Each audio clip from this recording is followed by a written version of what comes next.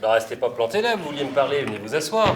Je suis désolé, j'ai peu de temps à vous consacrer, j'ai rendez-vous dans 1 heure au palais. Allez-y. Mais voilà, j'ai tué ma femme. Ah bon, quand ça? Hier soir au dîner. Hier soir, et vous êtes libre.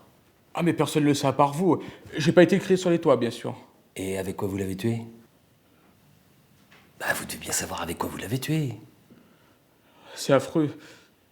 C'est horrible. Quoi, avec un couteau? C'est ça. Avec un couteau. Bien. Vous l'auriez empoisonné, il y aurait eu préméditation, je vous écoutais même plus. C'était mieux avec un couteau. C'est bien ce que je me suis dit. Vous vous êtes dit ça avant ou après la mort? Bah quoi donc? Bah que le couteau c'était mieux. Bah c'est vous qui l'avez dit. Vous comment ça? Bah l'idée du couteau, c'est vous qui l'avez eu. Pas du tout. Pourquoi j'aurais dû m'y prendre autrement? Bah non, et puis ce qui est fait est fait. J'ai bien fait de m'y prendre comme ça alors. Mais oui, je vous ai dit oui. Vous me rassurez. Vous vous y connaissez dans tout ça, vous avez l'habitude. Bah, tandis que moi, c'est la première fois que je tue, alors je voulais être sûr de pas faire de gaffe. Ah, de gaffe, parce que vous appelez ça une gaffe. Bon, revenons à ce couteau. Quel genre de couteau? Un couteau de cuisine, un couteau à pain? Un couteau à pain. Un couteau à pain avec des dents? Ou mais alors, toute petite. Et vous l'avez frappé à quel endroit? Bah la cuisine. Dans quelle partie du corps? Je ne sais plus, moi, c'est vraiment important. Bah, si vous l'avez frappé dans le dos, vous êtes foutu. Ah bah non, pas dans le dos, parce qu'elle était en face de moi. Alors, dans la poitrine? Dans le ventre? Entre les deux. Et le couteau, vous l'avez pris où? Mais sur la table. Vous voulez dire que vous ne l'avez pas sorti d'un tiroir, qu'il était posé là tout simplement? Voilà, c'est ça. Et qui l'avait posé là? Qui avait mis la table? Lulu. Enfin, Lucienne, c'est toujours elle qui met la table. Oui, enfin jusqu'à hier soir. Donc, vous êtes tous les deux en train de dîner, une dispute éclate, une dispute terrible. Terrible, terrible.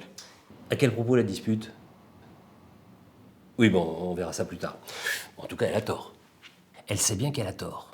Elle vous insulte, vous perdez patience, vous êtes là debout tous les deux, elle comme une bête en furie, vous avec le couteau à la main pour couper du pain, pardi. Pardi. Alors elle, emportée par sa colère malfaisante, et elle buvait votre femme? Oula. Beaucoup? Oula, pire. Il y a des témoins? Bah tout le village vous le dira, buvez du matin au soir. Ah, je les tiens, les jurés. Elle était saoule, elle titube, elle se jette sur vous. Et par une horrible malencontreuse fatalité, sans même que vous l'ayez voulu, sans même que vous ayez pu imaginer une seule seconde, elle vient s'embrocher sur le couteau à pain. Oh mais c'est comme si j'étais. C'est à peu près comme ça que ça s'est passé? Exactement comme ça. Une sorte d'accident, quoi. Oui, n'allons pas trop vite. Homicide involontaire, ce sera déjà pas mal. Hein. Donc, une dispute qui finit mal. À quel propos la dispute? Oh, bah, n'importe quoi, me chercher tout le temps des noises. Non, c'est pas bon ça. Essayez de vous souvenir, elle a bien fait quelque chose pour que vous en veniez aux mains. Ah ça, elle m'en a fait. Elle a percé des trous dans mes seaux, elle a crevé mes pneus. Elle a pissé dans ma soupe. Et pire, elle a brûlé ma collection de timbres. Je peux vous en raconter des... Racontez, vous êtes là pour ça. Elle a pas essayé je sais pas, de vous empoisonner, par exemple. Allez savoir. C'est pas impossible, elle est capable de tout. Geneviève, pourriez-vous annuler mon rendez-vous avec le procureur, s'il vous plaît? Remettez à demain. Très bien, maître. Commençons par le commencement. Votre nom, prénom, adresse et profession. José Victor, braconnier. Vous tenez vraiment à cette profession? Ah non, c'est pas ma profession, braconnier, c'est mon nom. Ma profession, c'est éleveur-cultivateur. Bien. Adresse? Au paradis. Comment? C'est le nom de la ferme. Ah, très bien. Votre date de naissance? Fin mai, début juin 40. Vous ne connaissez pas votre date de naissance? On l'a jamais su parce qu'on m'a retrouvé tout bébé sur le rebord d'un fossé pendant la guerre. Il paraît que je braillais à côté d'une femme qui était morte. C'était votre mère. Mais si! C'était votre mère! C'est une image qui va frapper les jurés et qui vous a recueilli. Mais l'assistance publique? Un enfant de l'assistance de mieux en mieux. Et après? Ben après, j'ai été placé à 10 ans chez les Pécou, quoi, au paradis, à la ferme. On vous a travaillé dur, on vous battait. Non. Mais si! On vous battait! Et bien des soirs, épuisé de fatigue, vous vous endormiez sur une botte de foin. Si, vous dormiez sur une botte de foin. Vous souffriez de la faim. Oh, mais c'est vrai que quand j'étais plus jeune, eh ben, j'étais beaucoup plus mince. Ah! Vous voyez? Ah, une enfance malheureuse, oh combien? Et après? Ah ben après, j'ai pris du poids, forcément. Mais parce non. que- Non, après, qu'est-ce qui s'est passé après? Ah ben après, toujours pareil, sauf que la mère Pécou est morte et que je me suis retrouvé tout seul avec le père Pécou et sa fille Lulu, quoi. Soutien de famille, bravo. Et vous l'avez épousé quand, votre Lulu? À mon retour de service, à mon retour d'Algérie, quand on m'a rapatrié. Parce que vous avez fait la guerre d'Algérie? Ah bah oui, Combien de temps? un jour.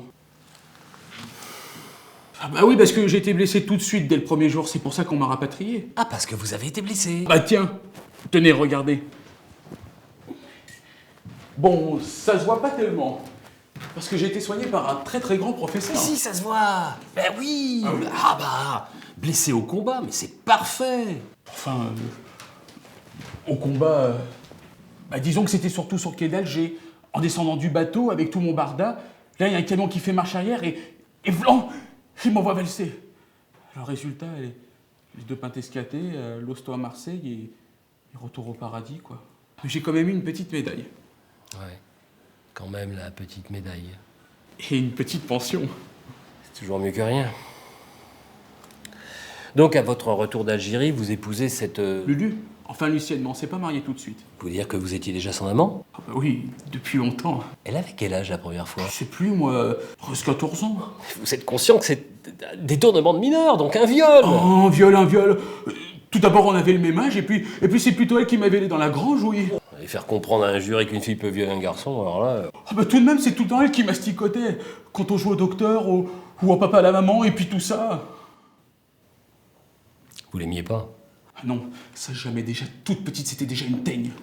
Et pourquoi vous l'avez épousée, alors? Parce que je suis un con. Parce que je suis un con, voilà.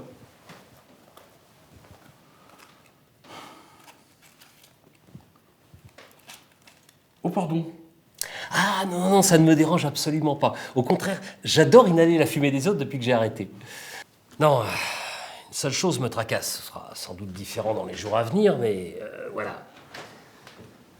Votre enfance malheureuse, le calvaire de votre mariage, l'urine dans le potage, le timbre-poste dans le feu, tout ça, je ne peux pas l'utiliser trop tôt. Ah bon? Ah non! L'accusation aurait beau jeu de considérer que ce sont des circonstances atténuantes et que nous plaidons coupables. Quelle heure est-il? Ah bah moi je ne porte jamais de montre parce que ça me donne des palpitations. Ah, ça c'est amusant parce que moi je peux pas porter de bracelet montre, je serais tout le temps en train de regarder l'heure, le stress quoi. Ah bah en attendant, je peux vous donner l'heure à 3-4 minutes près. Là par exemple, il est 4h15. Geneviève, quelle heure est-il s'il vous plaît? 4h15, maître. Oh, mais ça c'est amusant, comment vous faites? Ah bah vous savez, on apprend beaucoup avec les chèvres. Elles ont vite fait de vous rappeler à l'ordre quand c'est l'heure de les traire. Oui, bien sûr. Ouais. Bien, où en étions-nous? On plaidait coupable. Ah, bien sûr. Et coupables, nous ne le sommes pas. On nous a provoqués, nous nous sommes défendus, l'acte est totalement involontaire, sans aucune intention de donner la mort. Absolument. Malheureusement, le motif de la dispute n'est pas clair. Si tout avait commencé par une crise de jalousie, mais vous me dites qu'elle ne vous trompait pas, que c'est absolument inconcevable. Justement, je vous ai peut-être pas tout raconté non plus. Vous croyez que ça fait plaisir à un homme quand tout le village se moque de lui? J'ai ma fierté, moi, quand même. Vous voulez dire qu'elle avait un amant, vous en êtes sûr? Ma tête à couper. Vous êtes gentil, évitez cette phrase. C'est qui son amant? Mon meilleur ami. Oui, c'est souvent le cas, oui. Et qu'est-ce qu'il fait? Il est garagiste. Ah mais là, tout s'explique. Au dîner, blessé, humilié, anéanti, vous faites des reproches à votre épouse infidèle. Vous lui parlez même de divorce. Alors elle, de mauvaise foi, s'en prend à vous. Et c'est là que ça colle pas. Il faudrait une menace précise, une menace immédiate. Vous êtes sûr qu'elle n'a pas sorti un pistolet, un tisonnier? Ah bah non, le tisonnier était beaucoup trop loin. Mais attendez. Et une soupière, c'est bien pour nous, non? Soupière qui est soupière? Mais la soupière qu'elle m'a jetée à la tête, pardi. Parce que je m'en souviens très très bien maintenant. C'est tout comme si c'était clair comme de l'eau de baptême, comme vous dites. Je lui parle de divorce. Boum, elle m'envoie la soupière à la tête. J'évite de justesse. C'est pas une menace, ça? Pourquoi vous l'avez pas dit plus tôt? Mais c'est inespéré, vous vous rendez compte? Un tisonnier, un revolver, tout ça, c'est du classique, c'est du déjà vu. Mais une soupière, ça c'est vrai, ça sonne juste. Elle touche à rien, au moins. Toucher à quoi? Bah, une soupière, ça se brise, ça répand de la soupe partout, vous n'avez pas nettoyé. Je suis pas bête à ce point-là. Ouais. Bien. Bon, maintenant, vous allez faire comme je vous dis. Vous allez rentrer chez vous, appeler la gendarmerie, vous constituer prisonnier. D'accord. Bon, on va vous interroger, vous dites en gros ce qui s'est passé, la dispute, la soupière, l'accident, et vous déclarez que vous ne parlerez qu'en présence de votre avocat. Vous? Non, surtout pas. Vous ne désignerez votre avocat qu'après votre inculpation, probablement lundi. Ça bloque tout le monde tout le week-end, et moi ça me laisse le temps de consulter les verdicts et les résumés des crimes commis entre époux, en particulier avec un couteau à pain. Vous êtes fort. Pour un peu, je vous embrasserai. Ah non, laissons ça. Allez, dépêchez-vous, ne ratez pas votre train, et surtout, vous suivez bien mes instructions. Merci, maître. Merci beaucoup.